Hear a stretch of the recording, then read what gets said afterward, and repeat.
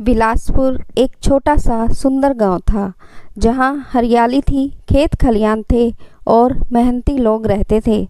इसी गांव में दो बचपन के दोस्त रहते थे, अर्जुन और भोला।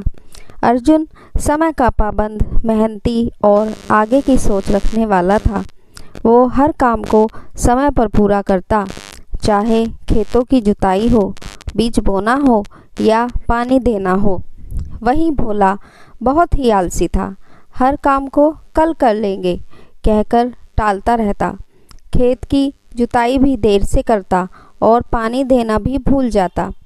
एक साल जब बारिश कम हुई तो अर्जुन ने समय रहते अपने खेतों में कुएं से पानी देना शुरू कर दिया, जिससे उसकी फसल हरी भरी रही।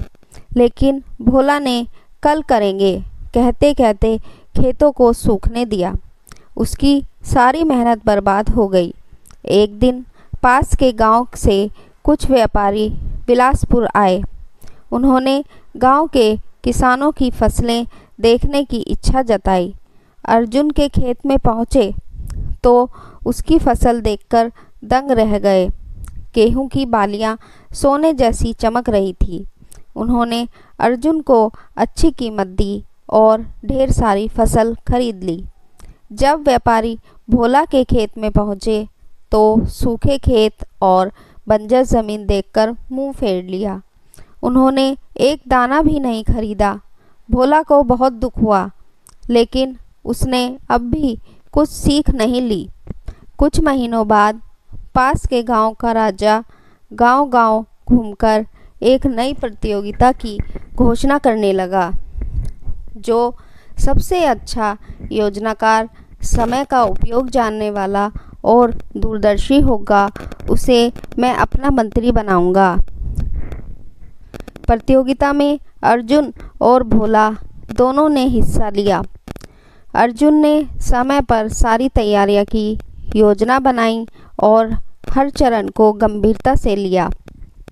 भोला ने हमेशा की तरह कहा, अभी तो वक्त है, कल कर लेंगे। प्रतियोगिता के दिन अर्जुन ने अपनी योजना को बारीकी से समझाया।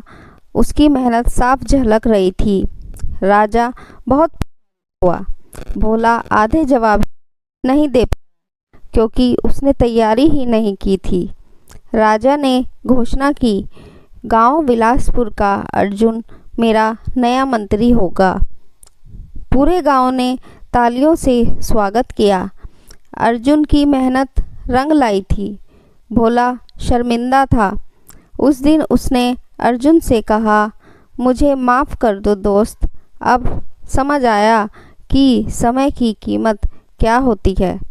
अर्जुन मुस्कुराया और बोला, सीख कभी भी देर से नहीं आती, लेकिन काम अगर समय पर न हो तो पछतावा ही हाथ लगता है।